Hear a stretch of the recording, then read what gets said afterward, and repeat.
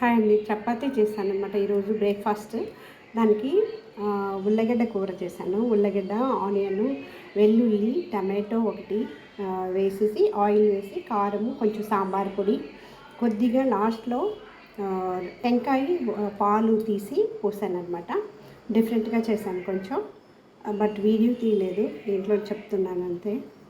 So మీరు కూడా ఒకసారి ఇలాగా ట్రై చేయండి. ఒక పించ్ షుగర్ కూడా యాడ్ చేశానండి. కొంచెం అల్లం వెల్లుల్లి పేస్ట్ లాస్ట్లో యాడ్ చేశాను, ఒక హాఫ్ టీ స్పూను.